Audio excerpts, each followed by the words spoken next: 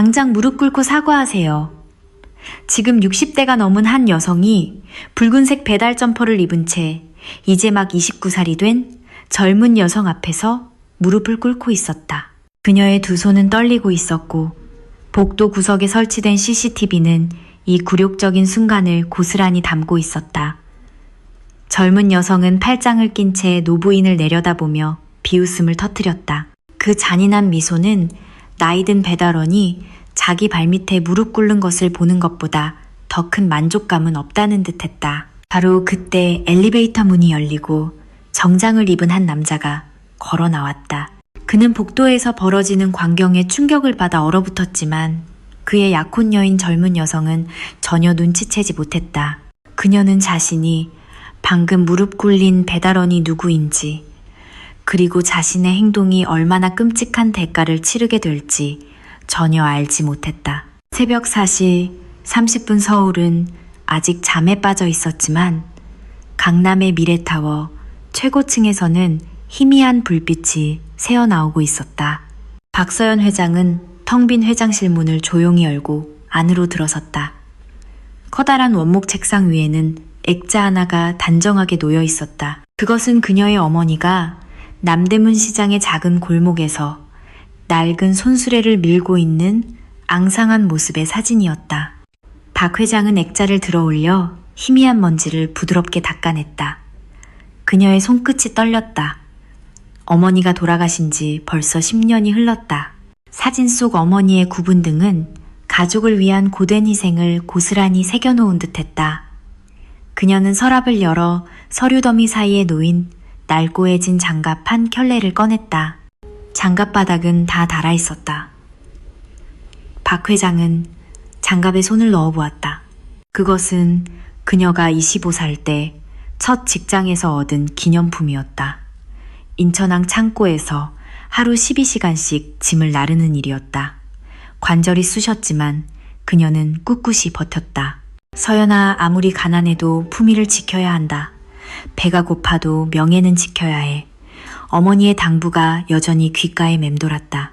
장갑에 찢어진 틈새로 보이는 그녀의 손바닥은 이제 매끄러웠지만 시간의 흔적과 중대한 결정의 무게만이 남아있었다. 그녀는 지갑을 열어 낡은 10,000원짜리 지폐 한 장을 꺼냈다. 회사를 설립하고 첫 월급을 받은 날부터 간직해온 것이었다.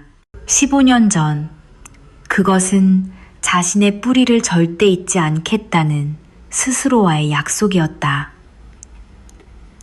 지폐 귀퉁이에는 2009, 3, 15라는 날짜가 희미하게 적혀 있었다. 비가 억수같이 쏟아지던 날로 기억했다.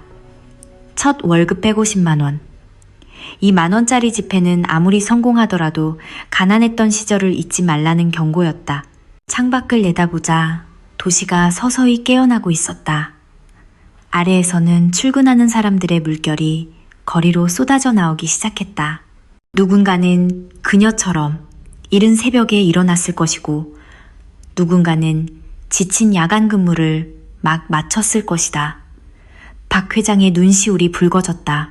그녀는 자신의 힘들었던 시절 급하게 빵으로 때우던 점심을 떠올렸다. 책상 위에는 김 비서가 어젯밤 두고 간 서류가 산더미처럼 쌓여 있었다. 임원회의 협력업체 식품안전점검 하반기 경영 실적 평가. 박 회장은 서류 여백에 서둘러 메모를 하며 직원들의 의견을 경청했다. 안전이 최우선입니다. 이윤보다 사람이 먼저입니다. 그녀는 펜을 꽉 쥐었다. 수조 원에 달하는 매출 뒤에는 수많은 직원의 땀이 서려 있었다.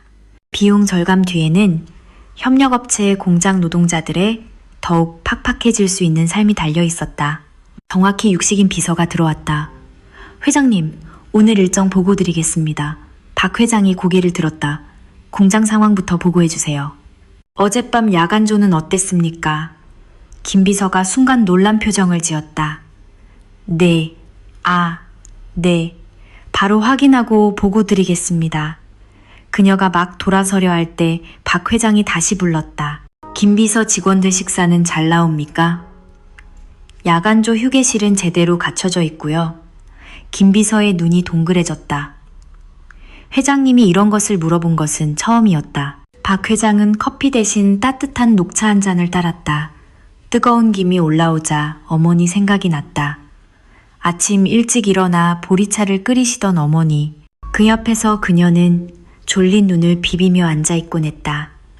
어머니는 항상 소박하지만 따뜻한 차 한 잔으로 하루를 시작하셨다. 휴대전화가 울렸다.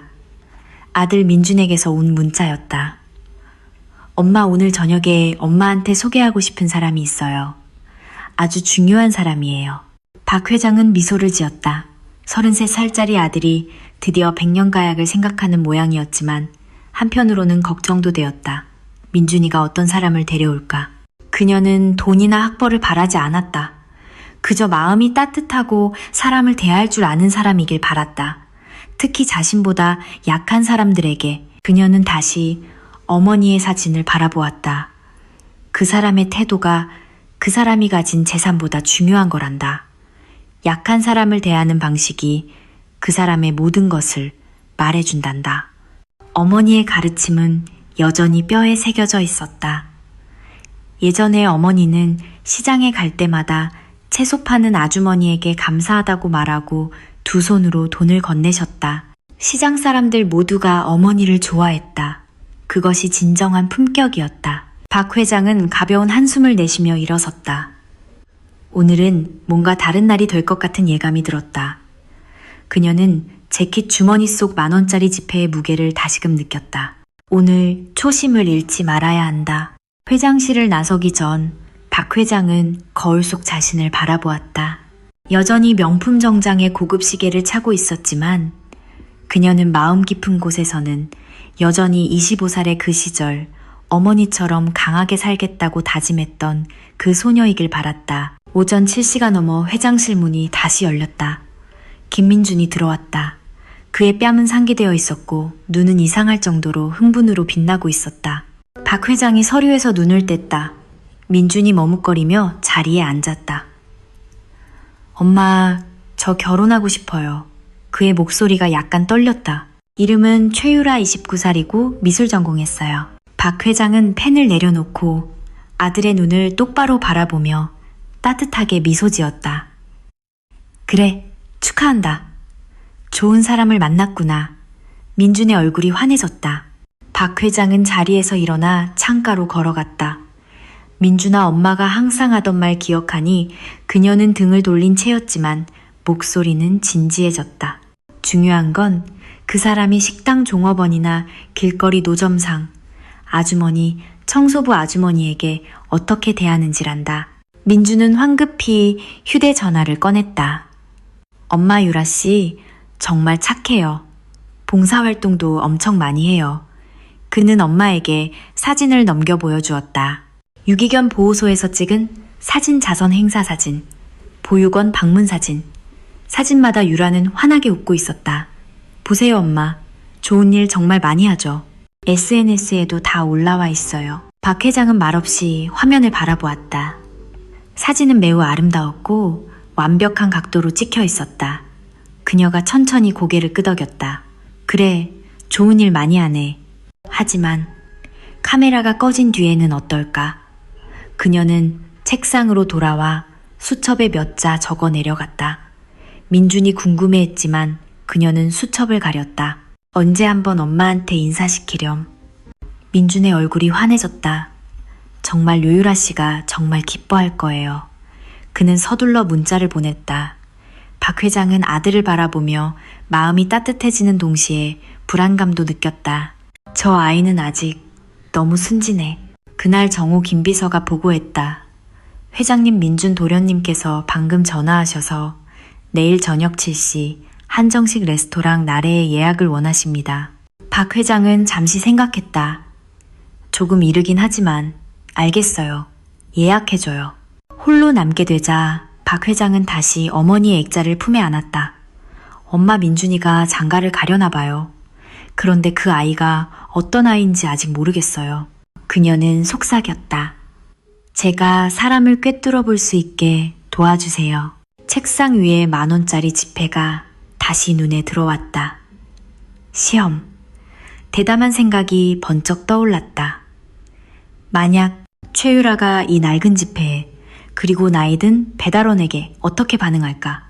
계획이 구체화되기 시작했다. 오후 4시쯤 민준이 다시 들렀다. 엄마, 그럼 내일 저녁이에요. 고마워요. 그래, 준비 잘하렴. 박 회장이 대답했다. 민준이 돌아서려 할 때 그녀가 다시 불렀다. 민준아, 사람을 알려면 시간이 필요한 법이란다. 너무 서두르지 마. 민준은 고개를 끄덕이고 나갔다. 박 회장은 다시 수첩을 펼쳤다. 관찰, 존중하되 객관적으로. 기록, 내일이면 알게 되겠지. 저녁 8시 박 회장은 컴퓨터 앞에 앉아 최유라의 개인 SNS를 살폈다. 봉사활동 사진이 끝없이 이어졌다. 하지만 박 회장은 유라가 사진 속에서 힘든 일을 할 때조차도 옷이 항상 깨끗하고 화장이 전혀 번지지 않은 점에 주목했다. 댓글은 온통 칭찬 일색이었지만 프로필 사진이 없거나 최근에 생성된 계정이 많았다. 그녀는 시딩 댓글 가능성, 지나치게 전문적인 이미지 관리라고 메모했다. 인사팀에서 올린 배경 보고서를 살펴보았다. 이웃 주민 평가 항목이 거의 비어 있었다. 이상하군. 그녀는 유라가 거주하는 강남 서울 스카이 팰리스 아파트 관리사무소 번호를 찾았다. 전화를 걸려다 그만두었다. 더 자연스러운 방법이 필요해. 물류팀 한 부장의 이메일이 떴다. 그녀가 답장했다. 한 부장 내일. 사람들의 말, 눈빛, 서로를 대하는 방식을 자세히 기록해주세요. 작은 디테일도 놓치지 마세요. 김 비서에게서 문자가 왔다. 회장님, 유라 씨에 대해 흥신소에 추가 조사를 의뢰할까요? 아니요. 내가 직접 확인할 겁니다. 그녀는 무뚝뚝하게 답했다. 그녀는 라이더 학대 관련 뉴스를 검색했다. 한 익명 인터뷰가 그녀의 가슴을 아프게 했다. 그들은 돈을 바닥에 던지며 줍고 가라고 했어요. 더 이상 제가 사람으로 느껴지지 않았죠. 그녀는 일어나 서랍을 열고 낡은 장갑과 10,000원짜리 지폐를 꺼냈다. 어쩌면 내일 이것들이 필요할지도 모르겠다. 그녀는 서울 스카이 팰리스의 엘리베이터 CCTV 정보를 찾아보았다. 2023년 완공. 규정대로라면 분명히 설치되어 있겠지. 증거는 어디에나 있다. 밤 10시가 넘었다. 그녀는 의자에 몸을 기댔다. 계획은 분명해졌다. 유라에게 배달 가는 라이더로 위장한다. 미친 짓일까? 그럴지도. 하지만 가장 정확한 방법이다. 단 하루. 하루면 충분해. 박 회장은 결심했다. 박 회장은 밤새 뒤척였다. 너무 심한 짓일까? 민준이가 알면 뭐라고 생각할까? 그녀는 스탠드 불빛 아래 낡은 장갑을 바라보았다. 어머니는 이것보다 훨씬 더 힘든 일들을 겪으셨어. 어머니를 생각하자 다시 용기가 솟았다. 그녀는 휴대전화 설정에 들어가 모든 SNS 알림을 껐다. 민준에게 문자를 보냈다. 민준아, 엄마. 내일 중요한 종일 회의가 있어서 바쁘단다. 상견례 자리에서 보자. 그녀는 수첩을 열어 체크리스트를 적어내려갔다. 안전이 최우선. 이동 경로 명확히 숙지. 필요시 외에는 녹음 금지. 표정, 말투, 목소리, 톤을 세밀히 관찰. 사건 돈 던지기 기념. 10,000원권과 낙하된 지폐 교환 증거 확보. CCTV 복도 엘리베이터. 사건 무릎 꿇기. 요구 차분하게. 거절 세부사항 기억. 감정 조절 필수. 그녀는 심호흡을 했다. 내일은 해가 뜰 것이다. 새벽 5시 30분 박 회장이 일어났다. 샤워를 마친 그녀는 단순한 회색 트레이닝복을 입었다. 그녀는 배달 라이더 이순자가 되었다. 낡은 장갑 10,000원짜리 지폐, 그리고 핫팩 4개를 점퍼 주머니에 소중히 챙겨 넣었다. 7시가 거의 다 되어 그녀는 전기 스쿠터 대여소에 도착했다. 직원이 사용법을 알려주었다. 몇 번 비틀거린 후 그녀는 곧 익숙해졌다. 붉은색 점퍼를 입고 헬멧을 썼으며 검은색 마스크로 얼굴을 완전히 가렸다. 그녀는 배달앱을 열어 55세 이순자 계정으로 로그인했다. 알림이 울렸다. 첫 번째 배달. 박 회장의 심장이 멎는 듯했다. 최유라. 서울 스카이 팰리스 27층. 믿기 어려울 정도로 우연이었다. 그녀는 주문 수락 버튼을 눌렀다. 픽업 장소는 근처의 한 칼국수 가게였다. 가게 주인은 이미 음식을 준비해두고 있었다. 2703호, 맞죠? 칼국수 2인분에 만두 추가요. 주인은 상냥했다. 박 회장은 음식을 배달통에 조심스럽게 넣었다. 15분 후 그녀는 서울 스카이 팰리스에 도착했다. 배달 전용 통로로 들어가 스쿠터를 세우고 로비로 들어섰다. 로비는 호텔처럼 호화로웠고 사방에 CCTV가 설치되어 있었다. 경비원은 무심하게 손짓만 할 뿐이었다. 그녀는 엘리베이터에 탔다. 천장 구석의 CCTV에서 붉은 불빛이 깜박였다. 그녀는 27층 버튼을 눌렀다. 문이 열리자 작지만 고급스러운 복도가 나왔다. 2703호는 오른쪽에 있었다. 그녀의 발소리가 복도에 울렸다. 그녀가 초인종을 눌렀다. 문이 살짝 열리고 안쪽에 안전고리가 걸려 있었다. 그 틈새로 화장기 없는 얼굴, 차가운 눈빛의 유라가 보였다. 유라는 그녀를 위아래로 훑어보더니 말없이 손을 내밀었다. 박 회장이 음식 봉투를 건네자 유라는 그것을 낚아채고는 문을 쾅 닫아 버렸다. 안전고리 거는 소리가 요란하게 울렸다. 인사도 감사하다는 말도 없었다. 박 회장은 여전히 문을 향해 정중하게 고개를 숙였다. 맛있게 드세요. 엘리베이터를 기다리는데 2701호에서 한 할머니가 나왔다. 방금 2703호에 배달 왔수. 할머니가 작게 물었다. 박 회장이 고개를 끄덕였다. 할머니가 한숨을 쉬었다. 저 집 엘리베이터에서 만나도 인사 한 번을 안 해. 이사 온 지 얼마 되지도 않아서 뻣뻣하기는. 할머니가 박 회장의 어깨를 두드렸다. 고생 많수다. 로비에서 그녀는 치킨 배달 라이더인 박지훈 씨와 마주쳤다. 2703호 가셨어요. 그가 묻더니 목소리를 낮췄다. 그 집 조심하세요, 아주머니. 그 여자 돈바닥에 던져요. 저 몇 번 당했어요. 그는 명함을 건넸다. 무슨 일 있으면 전화 주세요. 택배 기사 한 명도 끼어들었다. 아, 그 2703호. 엄청 까다로워요. 맨날 클레임 걸고 경비원도 고개를 저었다. 그 집 골치 아파요, 아주머니. 매일같이 내려와서 CCTV 돌려보자고 해요. 박 회장은 사람들의 말을 수첩에 기록했다. 유라의 행동은 일회성이 아니다. 점심 무렵 유라에게서 또 주문이 들어왔다. 이번에는 떡볶이와 버블티였다.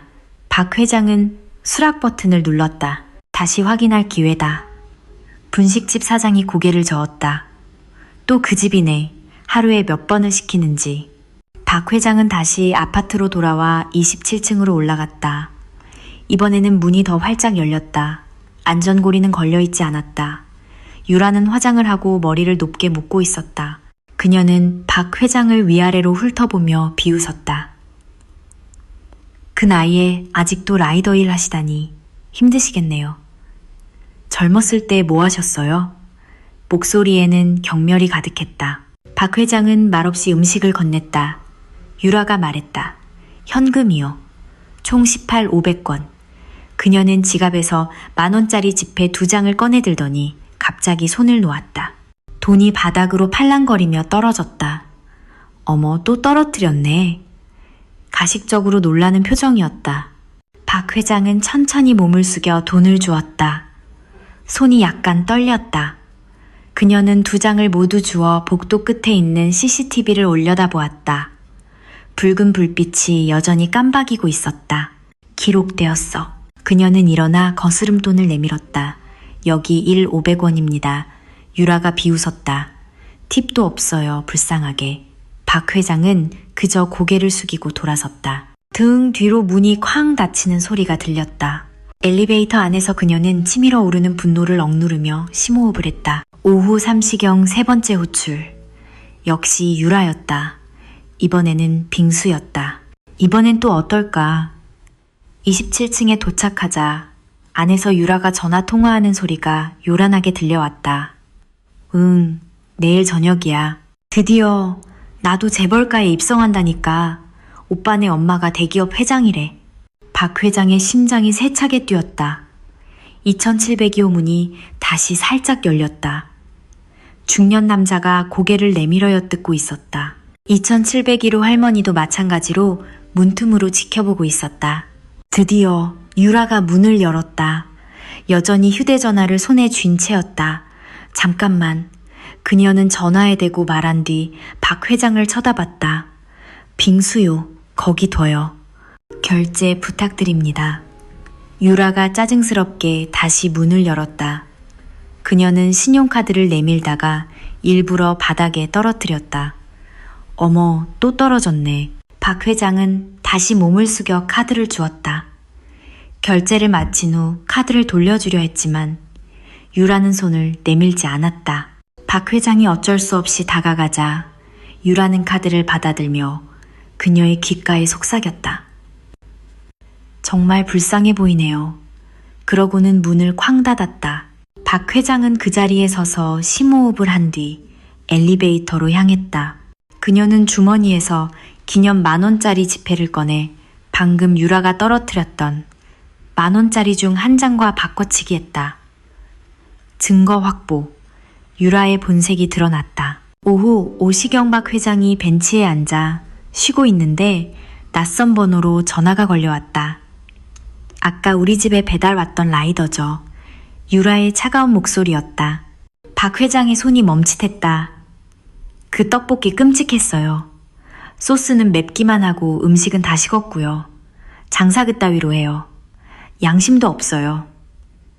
유라의 불평이 쏟아졌다. 박 회장은 침묵했다. 당장 여기 와서 직접 사과해요. 지금 당장. 10분 안에 안 오면 본사에 신고할 거예요. 유라는 일방적으로 전화를 끊었다. 왜 라이더에게 화풀이를 하지? 하지만 이것이 마지막 기회였다. 박 회장은 먼지를 털고 일어섰다. 그녀는 유리문에 비친 자신의 모습을 보았다. 흐트러진 점퍼, 삐딱하게 쓰인 헬멧, 완벽한 라이더의 모습이었다. 그녀는 스쿠터에 올라타 심호흡을 했다. 마지막이다. 그녀가 아파트 로비로 들어서자 경비원이 안쓰러운 눈빛으로 그녀를 바라봤다. 또 2703호예요. 아주머니 오늘만 4번째네요. 그가 한숨을 쉬었다. 조심하세요. 아까 전화로 소리 지르는 게 장난 아니던데. 박 회장은 고개를 끄덕이고 엘리베이터로 들어섰다. CCTV는 여전히 작동 중이었다. 27층. 엘리베이터 문이 열리자마자 박 회장은 복도에서 팔짱을 낀 채 기다리고 서 있는 유라를 발견했다. 검은색 원피스의 얼음장처럼 차가운 표정이었다. 늦었네요. 유라의 목소리가 복도에 울렸다. 2702호 문이 다시 살짝 열렸다가 닫혔다. 죄송합니다. 최대한 빨리 왔습니다. 박 회장이 차분하게 대답했다. 유라가 그녀를 위아래로 훑어보며 코웃음을 쳤다. 음식이 엉망이었어요. 어떻게 책임지실 거죠? 유라가 다가왔다. 진한 향수 냄새가 코를 찔렀다. 이게 얼마나 불쾌했는지 알아요. 정말 죄송합니다. 식당 측에 꼭 전달하겠습니다. 박 회장이 고개를 숙였다. 하지만 유라는 만족하지 않았다. 사과가 그게 다예요. 진심이 하나도 없잖아. 그리고 그녀는 가장 충격적인 말을 내뱉었다. 무릎 꿇고 말하세요. 그게 제대로 된 사과 방식이죠. 잘못했으면 무릎 꿇는 게 당연하잖아요. 유라의 눈빛이 잔인하게 빛났다. 입꼬리가 올라갔다. 박 회장의 눈빛이 흔들렸다. 뜨거운 분노가 치밀어 올랐다. 63년 평생 이런 수모를 겪어야 하다니. 그녀는 주먹을 꽉 쥐었다가 천천히 폈다. 그녀는 고개를 들어 유라의 눈을 똑바로 쳐다보았다. 말로 사과하겠습니다. 진심으로 죄송합니다. 그녀의 목소리는 차분했지만 단호했다. 명백한 거절이었다. 유라의 얼굴이 붉게 달아올랐다. 뭐라고요? 지금 감히 내 말을 거역해요? 바로 그때 엘리베이터 도착음이 울리고 문이 열렸다. 김민준이었다. 그는 정장을 입고 꽃다발을 들고 있었다. 그는 눈앞의 광경을 보고 얼어붙었다. 팔짱을 낀 유라가 배달원 복장을 한 사람과 대치하고 있었다. 이게 무슨 일이야? 민준이 다가오며 물었다. 그의 목소리가 떨렸다. 유라의 태도는 변하지 않았다. 오히려 더 당당해졌다. 아, 오빠 왔어요. 이 배달원이 잘못해서 내가 교육 좀 시키는 중이었어.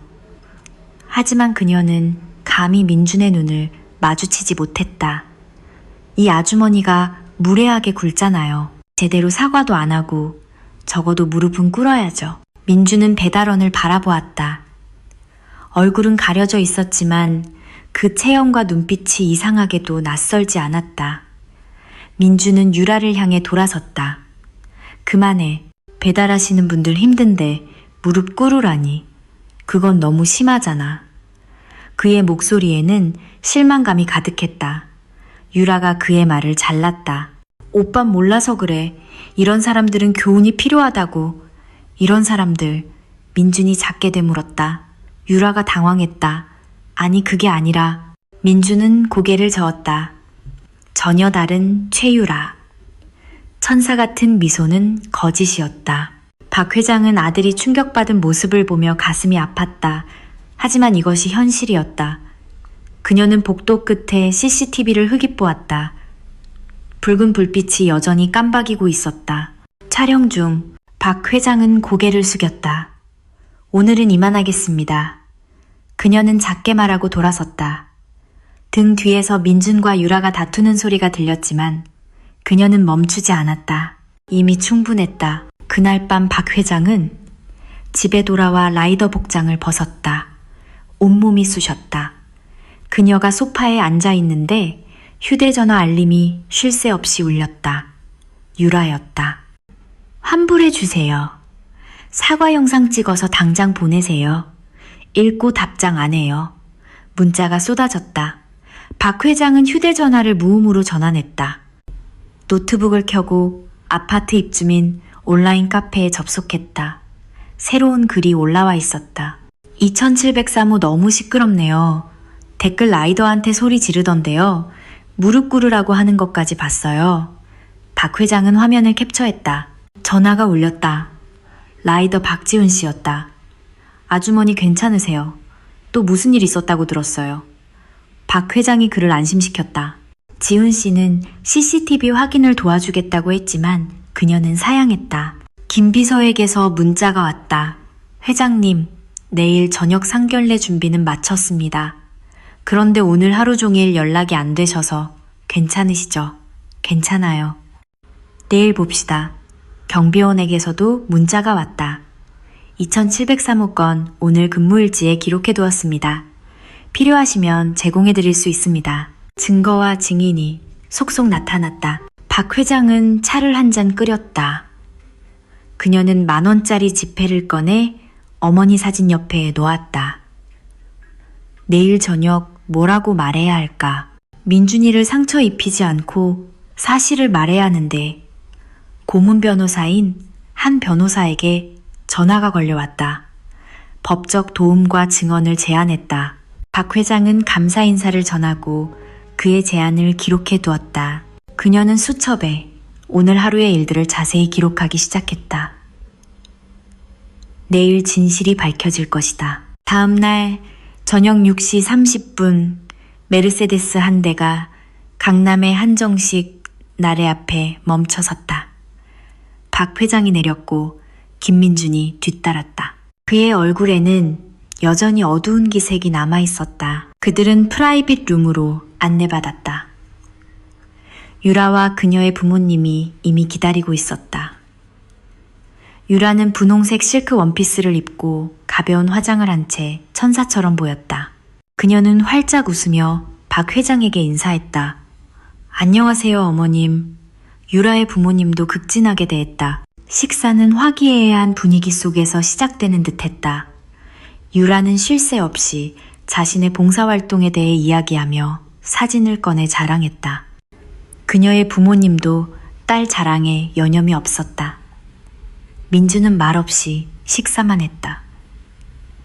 이따금 유라를 힐끗 쳐다볼 때마다 그의 표정은 다시 어두워졌다. 디저트가 나올 무렵 박 회장이 찻잔을 내려놓았다. 유라 씨, 그녀가 입을 열었다. 목소리는 부드러웠지만 무게가 실려 있었다. 어제 오후에 집에 있었어요. 유라가 순간 움찔했다. 네 있었어요. 어제 오후에 내가 유라 씨 집에 배달을 갔었어요. 방 안의 공기가 얼어붙었다. 유라의 얼굴이 하얗게 질렸다. 그녀의 눈동자가 격렬하게 흔들렸다. 어머님, 농담이시죠? 박 회장의 표정은 평온했다.